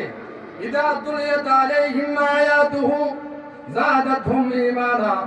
যখন মানুষ মন ভরে কোরআন তেলাওয়াত করে, মানুষ যখন মন ভরে কোরআন তেলাওয়াত শুনতে থাকে, তখন তার মধ্যে, অন্তরের মধ্যে, কলবের ভিতরে যে ঈমান আছে, মিটু মিটু করে চলছে, সেই ঈমান আরো বাড়তে থাকে, বাড়তে থাকে। কোরআন তেলাওয়াতের মাধ্যমে নবী কি করতে বলেছেন? কি তাদের অন্তরকে, কলবকে পরিচ্ছন্ন করে দিতেন, পবিত্র করে দিতেন। মানুষ যখন একটি গুনাহ করে তখন তার কলবের মধ্যে ইন্নাল আবদা ইযা আযনাবা যামবান নাকাতাত নুকতাতান সাওদা। মানুষ যখন একটি অপরাধ করে তখন তার কলবের ভিতরে একটি কালো দাগ পড়ে যায়। দ্বিতীয় আরেকটি গুনাহ করলো, আরেকটি দাগ পড়লো, এইভাবে যত গুনাহ করলো, এক পর্যায়ে গুনাহ করতে করতে গুনাহের কারণে পুরা কলব অন্ধকার কালো কালো হয়ে যায়, পরিচিকে ধরে যায়, কলব কালো কালো হয়ে যায়। ওই সাক্ষী যখন মুসলমান এই কোরআন কারীমের তেলাওয়াত করে আর কোরআনের মাহফিলে এসে কোরআন শুনে, কোরআন তাফসীর বুঝতে চেষ্টা করে, তখন কলবের ভিতরে যে গুনাহের দাগ ছিল, এই দাগগুলো জমে জমে পড়ে যায় সাদা নূরের মধ্যে, আলোকিত হয়। এটার নাম হলো তাজকিয়া নফস। কারণ হযরত লুকমান আলাইহিস সালাম, আল্লাহ রাব্বুল আলামিন সূরা লুকমানের মধ্যে বলেন, وَلَقَدْ آتَيْنَا لُقْمَانَ الْحِكْمَةَ أَنِ اشْكُرْ لِلَّهِ। লুকমান আলাইহিস সালামকে আল্লাহ তাআলা জ্ঞান দান করেছেন। তিনি ছিলেন একজন আল্লাহর ওলি। কেউ তো বলে নবী না, নবী নয়, ভুল ধারণা। তিনি ছিলেন আল্লাহর ওলি, তাকে আল্লাহ তাআলা জ্ঞান দান করেছেন। তিনি একজন বাদশার কৃতদাস ছিলেন, গোলাম ছিলেন, গোলাম। কিন্তু আল্লাহ তাআলা তাকে জ্ঞান দিয়েছিলেন, ইলম দিয়েছিলেন, হিকমত দিয়েছিলেন। তিনি কি করতেন? মনিবের রাখালি করতেন। রাখাল বকরি ভেড়া দর চালাইতেন। যখন ভেড়া চড়াইতে যাইতেন, রাখালি করতে যাইতেন, ভেড়াগুলো চড়াইতে দিয়া তিনি কি করতেন? এক জায়গায় বসতেন। আর ওই গোটা মরুভূমি মাঠের যত রাখালরা ছিল প্রত্যেকে দূর দূরান্ত থেকে এসে লুকমান আলাইহিস সালামের সামনে বসতেন। আর তিনি হিকমতপূর্ণ বক্তব্য দিয়ে, জ্ঞানপূর্ণ কথা বলে মানুষকে কি করতেন? দ্বীনের পথে আহ্বান করতেন। মানুষগুলো তার হিকমতপূর্ণ, জ্ঞানপূর্ণ কথা শুনে শুনে আকাশের দিকে হা করিয়ে তাকিয়ে থাকে। একদিন মালিককে যাইয়া বললেন, একজন দেখেন, আপনার যে গোলাম, আপনার যে কৃতদাস, সে তো অনেক জ্ঞানী। দূর দূরান্ত থেকে মানুষ এসে তার দিকে, তার কথা শুনে আর তার দিকে হা করিয়ে তাকিয়ে থাকে, সে অনেক জ্ঞানী। বাচ্চা মনে মনে ভাবলেন, আমার বেয়ারা, আমার গোলাম যদি এত বুদ্ধিমান হয়, এত জ্ঞানী হয়, তাকে গোলাম বানিয়ে রাখি তো আপনার, দেখি একটু পরীক্ষা করে দেখি আসলে সেই জ্ঞানী কিনা। আপনাদের তো বুঝতে অসুবিধা হচ্ছে না? একদিন বাচ্চা ডাকলেন, ডেকে বললেন, কি বললেন? লোকমান, তুমি আমার ওই বকরির পাল থেকে, বেড়ার পাল থেকে একটি বকরি জবাই করো। এই বকরি জবাই করে বকরির মধ্যে সর্বোত্তম সর্বোৎকৃষ্ট যে একটি অংশ আছে সেটা আমার কাছে নিয়ে আসো। হযরত লোকমান আলাইহিস সালাম কি করলেন? একটি বকরি জবাই করলেন। জবাই করে বকরির কলিজাটা নিয়ে, অল্প দিলটা কলিজাটা নিয়ে কি করলেন? ফ্রিজে করে পেয়ালা করে এনে মালিকের সামনে, বাদশার সামনে হাজির করলেন। আবার কিছুদিন যখন গেল, কিছুদিন যাওয়ার পরে আবার ডেকে বললেন, লোকমান, আজকে আরেকটি ছাগল জবাই করো। এই বকরির মধ্যে সর্বনিকৃষ্ট খারাপ যে অংশটা আছে সেটা আমার কাছে নিয়ে আসো। হযরত লোকমান আলাইহিস সালাম কি করলেন? আজকেও আরেকটি বকরি জবাই করলেন। বকরি জবাই করে এনে আবার ওই কলিজা নিয়ে আরেকটি ফ্রিজে করে এনে তার সামনে রাখলেন। বাদশা বললেন, লোকমান, আমি শুনতে পেলাম তুমি নাকি অনেক জ্ঞানী। তোমার জ্ঞানের কথা সারা দুনিয়া ব্যাপী ছড়িয়ে বেড়েছেন। আমি তো তোমার জ্ঞানের কোনো পরিচয় পাইলাম না। আমি যেদিন বললাম একটি বকরি জবাই করে সর্বোত্তম উৎকৃষ্ট অংশটি আমার কাছে নিয়ে আসো, সেদিন ওই কলিজাটা নিয়ে আসলাম।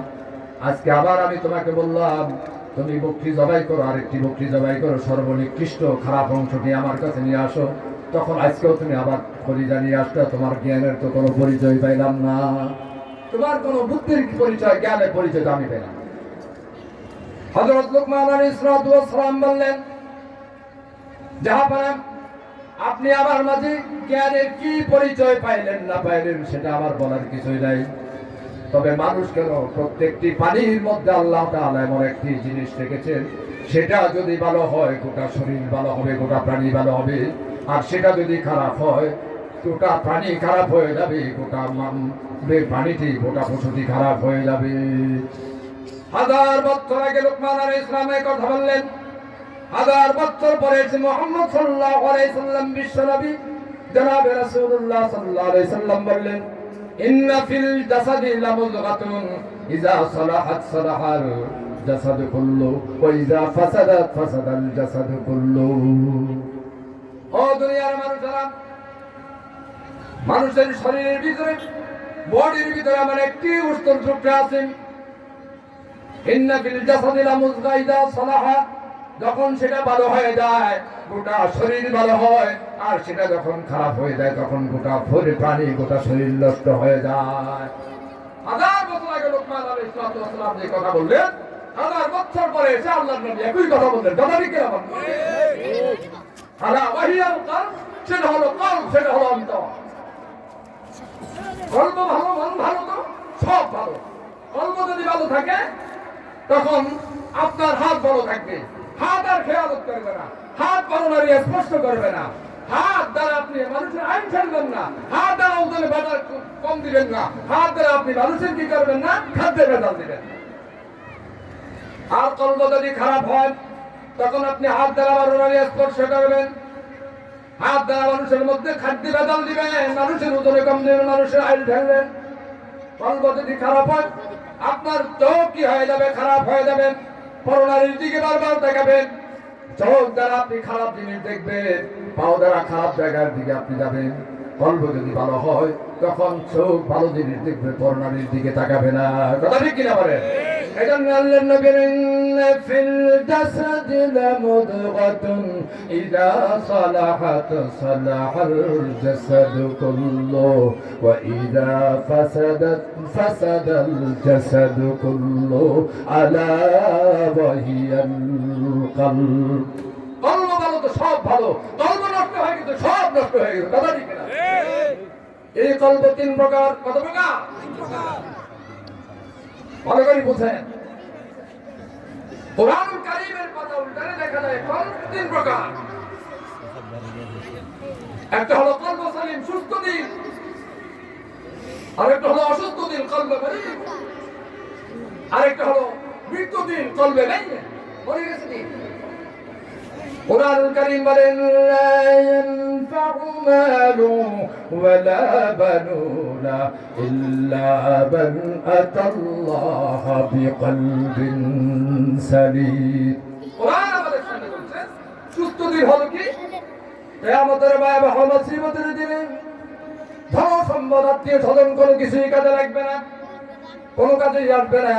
ইল্লা মান আতাল্লাহ বিকলবিন সালিম, তবে যদি কলবে সালিম, ঈমান ওয়ালা কলব, তাওহীদ ওয়ালা কলব, তাওহীদ ওয়ালা কলব নিয়ে কলবে সালিম শুদ্ধ দিল নিয়ে যদি তুমি যাও কিয়ামতের ময়দানে সেটাই কাজে আসবে। কথা ঠিক কিনা বলেন? আরেকটা হলো কলবে মারিজ, অসুস্থ দিল। কোরআন আমাদের সামনে বলছেন ফি কুলুবিহিম মারাদুন ফাযাদাহুমুল্লাহু মারাদা, তাদের অন্তরে রয়েছে রোগ, একটি রোগ, অতঃপর আল্লাহ তাআলা তাদের অন্তরের মধ্যে রোগ বৃদ্ধি করে দিয়েছেন, বাড়িয়ে দিয়েছেন। এটা কলবে মারিজ, এটা অসুস্থ দিল। কলবের দিল, অসুস্থ দিলের নমুনা কি? অসুস্থ দিলের নমুনা হলো আপনি যখন মসজিদে যান সেটাও ভালো লাগে, আবার কীর্তন খোলা যান সেটাও ভালো লাগে। আপনি যখন আমাদের মাহফিলে আসেন তখনও ভালো লাগে, আবার যখন আপনি গানের আসরে যান তখনও আপনার কাছে ভালো লাগে। এটা হলো অসুস্থ দিলের নমুনা। কোরআনের তেলাওয়াত শুনেন সেটাও ভালো লাগে, গানের সুর শুনেন সেটাও ভালো লাগে, ওয়াজ শুনতেও ভালো লাগে, আবার গান শুনতেও ভালো লাগে, হ্যাঁ হ্যাঁ হারমোনিয়াম বাজাইতেও ভালো লাগে। এটা হলো অসুস্থ দিলের নমুনা। কেন হয় এটা?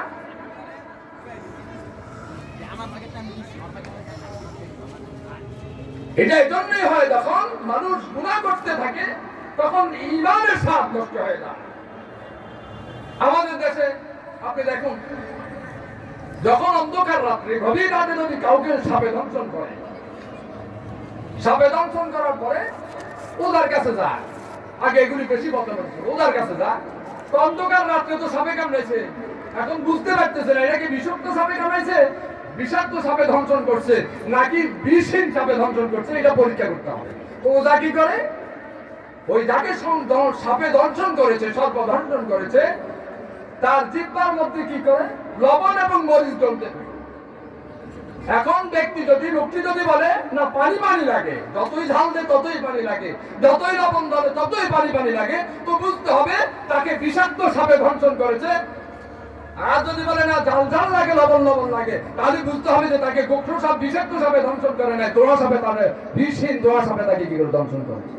কেননা তখন বিষাক্ত সাপে দংশন করে তখন সর্বপ্রথম সাপের বিষ মানুষের জিহ্বার মধ্যে আক্রান্ত হয়, জিহ্বার স্বাদ নষ্ট করে দেয়। কিসের স্বাদ নষ্ট করে? জিহ্বার। কেমনি ভাবে যখন মানুষের কলবের ভিতরে যখন শয়তান ওয়াসওয়াসা দিতে থাকে, আর মানুষ যখন শয়তানের ওয়াসওয়াসায় পড়ে গুনাহের মধ্যে লিপ্ত হয়ে যায়, তখন সর্বপ্রথম তার ঈমানের স্বাদ নষ্ট হয়ে যায়, কলবের স্বাদ নষ্ট হয়ে যায়। তখন তার কাছে ওয়াজও ভালো লাগে, তখন তার কাছে গুনাহ ভালো লাগে, তখন তার কাছে কোরআনও ভালো লাগে, তখন তার কাছে গানও ভালো লাগে, তার কাছে মসজিদও ভালো লাগে, কীর্তন খোলাও ভালো লাগে। কথাটি কি কার কলব নষ্ট হয়ে গেছে? এজন্য আল্লাহ রাব্বুল আলামিন বলেন ফি কুলুবিহিম মারাদুন ফাযাদাহুমুল্লাহু মারাদা, তাদের অন্তরে ছিল রোগ, এই রোগগ্রস্ত অন্তর গুনাহ করতে করতে আল্লাহ তাআলা তাদের অন্তরে রোগ আরো বৃদ্ধি করে। এটা কলবে মারিজ। আরেকটা হলো কলবে মাইয়িত, মৃত্যু দিল, দিল মরে গেছে।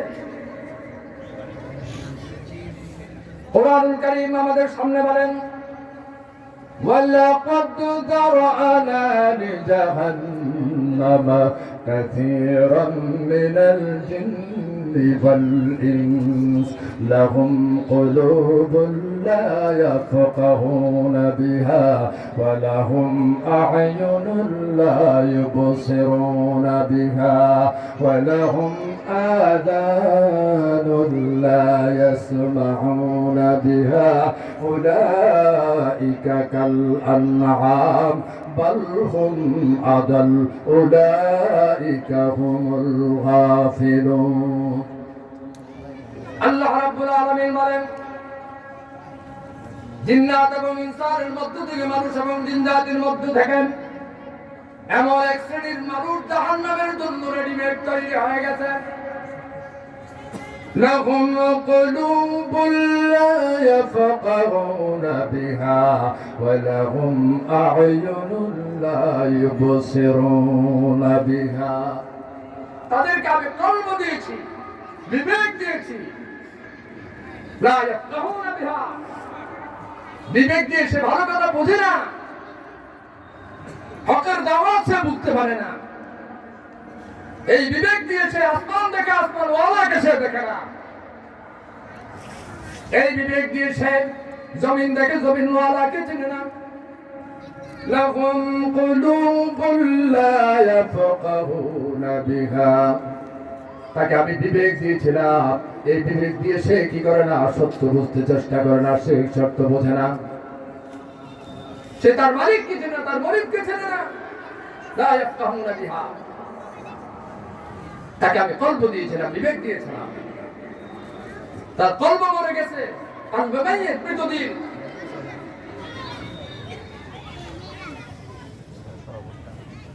আপনারা দেখুন, আহারে যদি নিজের শরীরের দিকে তাকায় তাহলে তো তার মরিদকে চিনতে পারে, তার রবকে চিনতে পারে।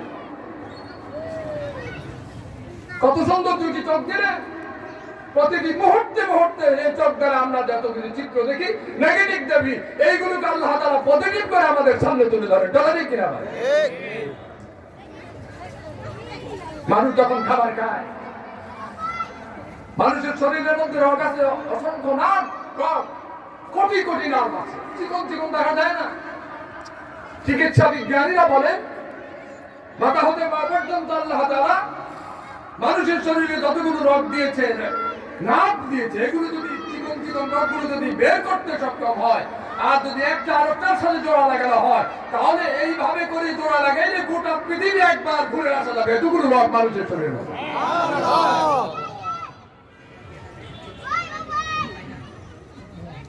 মানুষ যখন কার্বোহাইড্রেট খাবার খায়, চাল চাল জাতীয় খাবার, গম গম জাতীয় খাবার, ডাল ডাল জাতীয় খাবার, এই ধরনের যে খাবারগুলো আছে এগুলি কার্বোহাইড্রেট খাবার। এইগুলো খেলে মানুষের শরীরের মধ্যে রক্ত হয়, আর এই রক্তগুলো কি করে, এই গোটা শরীরের অসংখ্য নার্ভ দিয়ে গোটা শরীরের হাজার হাজার লোমকূপের ভিতরে পৌঁছায় যায়, কোটি কোটি লোমকূপের ভিতরে পৌঁছায়। এইভাবে করে আমাকে আপনাকে সুস্থ রেখেছে, সচেতন রেখেছে।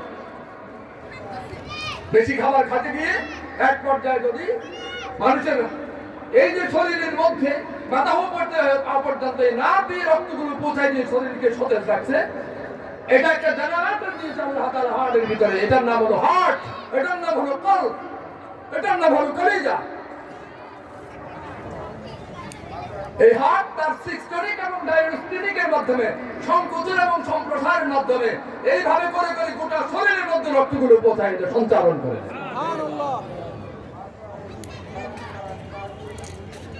এক পর্যায়ে যখন হার্টের মধ্যে যে রগ আছে, করোনারি আর্টারি, সেইখানে চর্বি জমতে জমতে যখন এই রগ বন্ধ হয়ে যায়, ব্লক হয়ে যায়, আর রক্ত চলাচল করতে পারে না, তখন এনজাইনা হয়, ব্যথা হয়, বেদনা হয়। ডাক্তারের কাছে যাওয়ার পর যদি এনজিওগ্রাম করার পরে যদি বলে না আর কোনো ব্যবস্থা নেই, এখন বাইপাস করতে হবে, সার্জারি করতে হবে, তখন বাইপাস সার্জারি করার জন্য রোগের প্রয়োজন। গরুর রগ লাগাইলে হবে না, ছাগলের বকরির রগ লাগাইলে হবে না। এখন তুমি আমরা আল্লাহকে চিনতে সহজ। আল্লাহ রাব্বুল আলামিন মানুষের হাতের মধ্যে, পায়ের মধ্যে স্পেয়ার অতিরিক্ত রগ রেখে দিয়েছেন।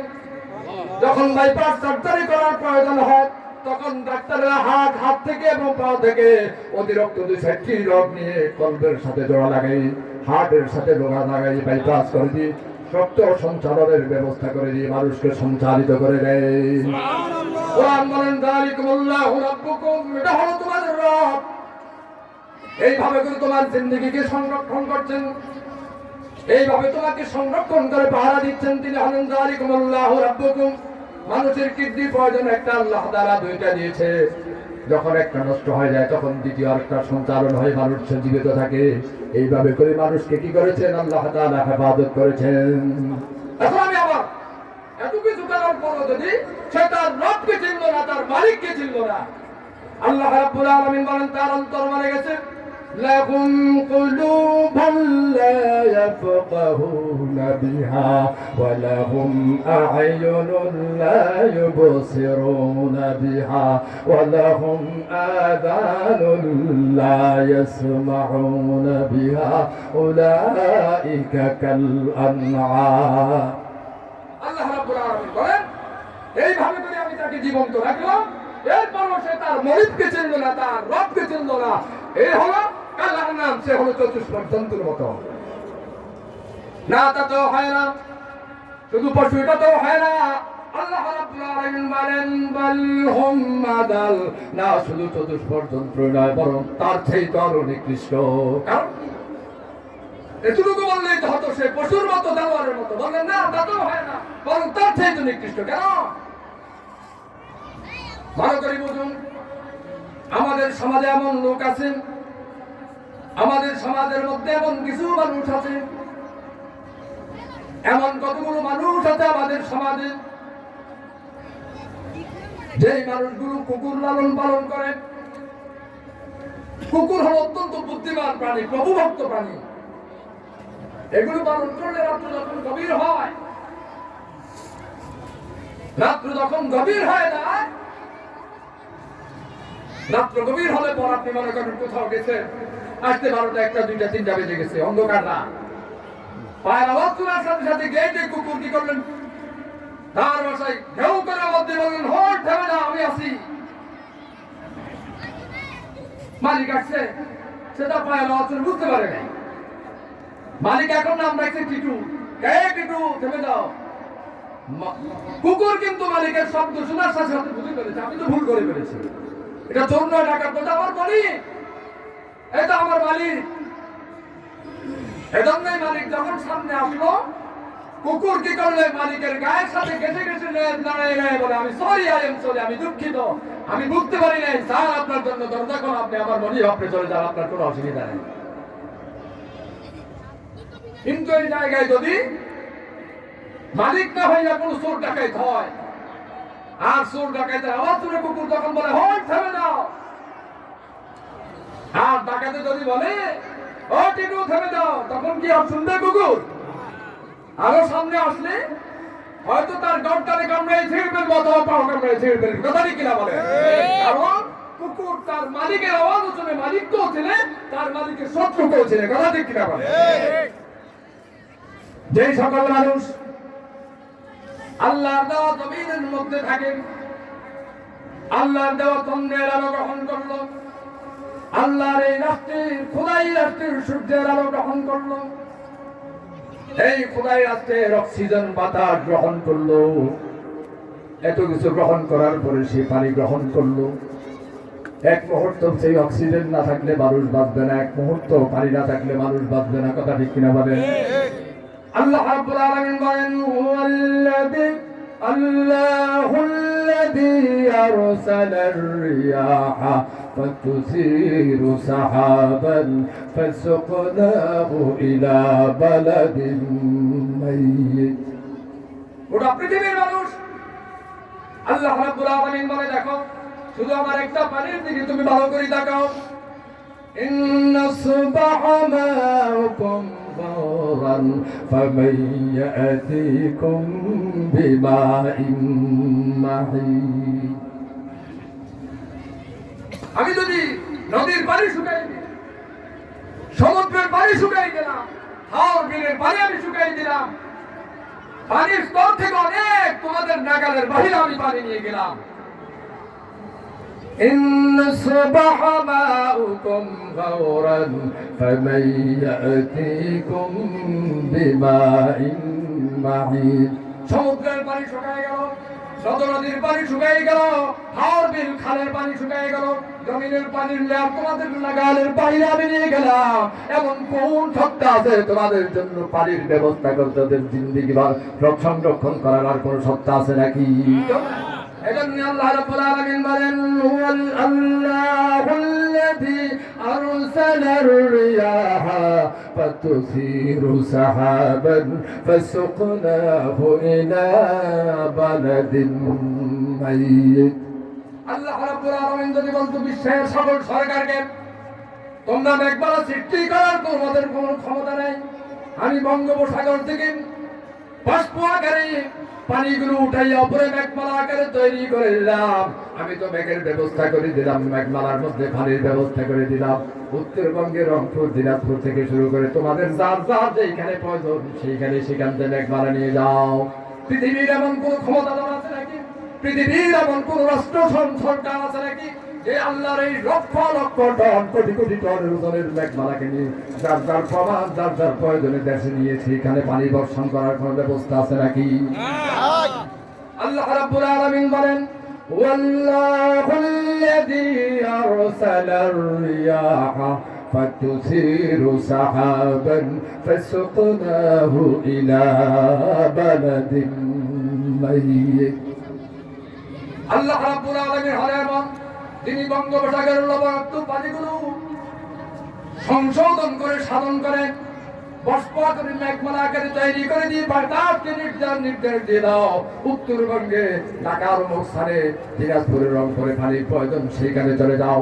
সেইখানে কি বৃষ্টির আকারে ফোঁটা ফোঁটা করে সেইখানে বর্ষণ করে সব কিছু সজীব করে দেয়।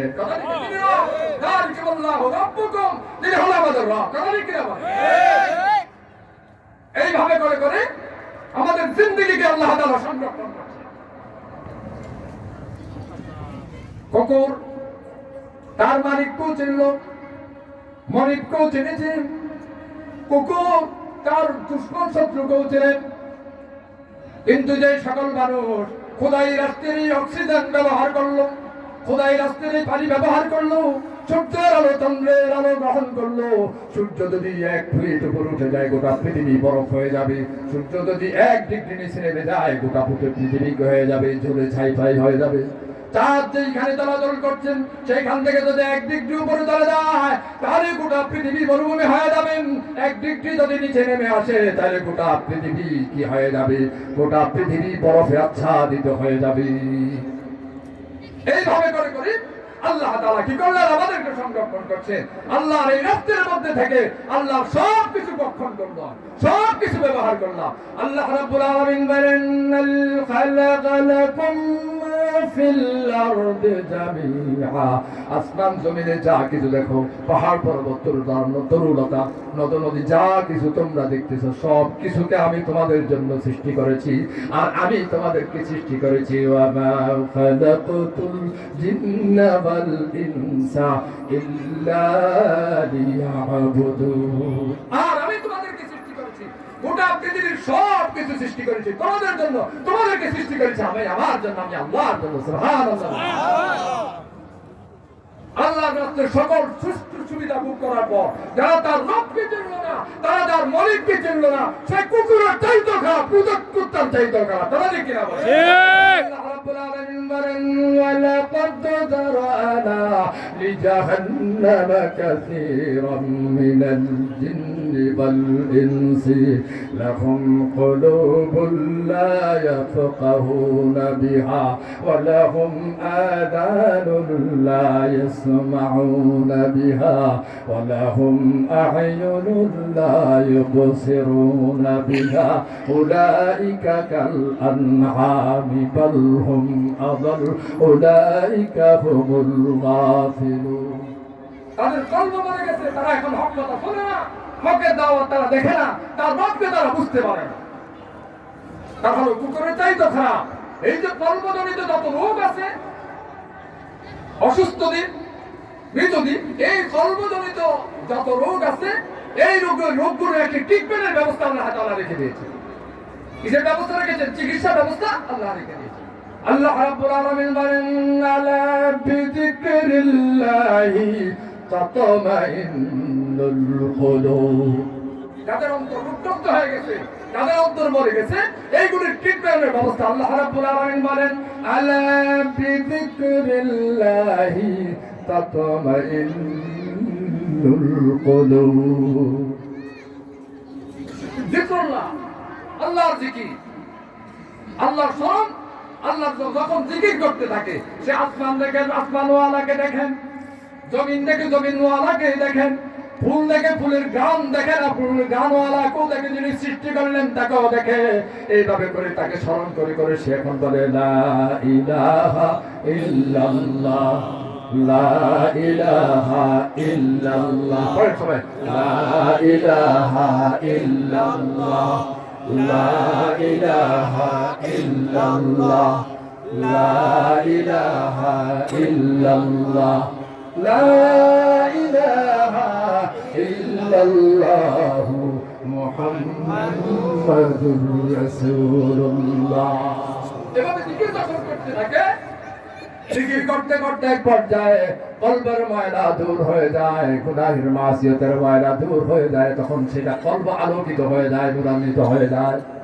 এখন তার কাছে শুধু কোরআন ভালো লাগবে, গান ভালো লাগবে না, তার সাথে শুধু মসজিদ ভালো লাগবে, কীর্তন খোলা ভালো লাগবে না, কারণ তার কলবের ভিতরে এখন কি হয়ে গেছে, নূর ঢুকে গেছে, কোরআনের আলো ঢুকে গেছে, ঠিক এখন জীবিত হয়ে গেছে, সুস্থ হয়ে গেছে। এজন্য আল্লাহ রাব্বুল আলামিন বলেন, আল-ইয়াওমা লা ইয়ানফা'ু মালু ওয়ালা বানুনা ইল্লা মান আতাল্লাহা বিকলবিন সালিম। কলব সালিম, ঈমানওয়ালা কলব, ঈমানওয়ালা আত্মারি যখন আমরা আল্লাহর দরবারে যাব, তখন যে কলবের কারণে ঈমানওয়ালা কলবে কাজে দিবে, তখন তাকে আল্লাহ তাআলা জাহান্নামের আযাব থেকে সংরক্ষণ করবেন। আবাদ বুঝতে হবে আমাদের ঘর মরে গেছে, আমাদের সমাজ মরে গেছে, এখানে কোরআন তেলাওয়াত হয় না। আমি নামাজ পড়ি, আমার সন্তানের নামাজের কোনো খবর নেই। আমি নামাজ পড়ি, আমার স্ত্রীর নামাজের কোনো খবর আমার নেই। আল্লাহ রাব্বুল আলামিন বলেন, আল্লাহ রাসূলকে বলেন, ওয়া'মুর আহলাকা বিস-সালাত واصطبر عليها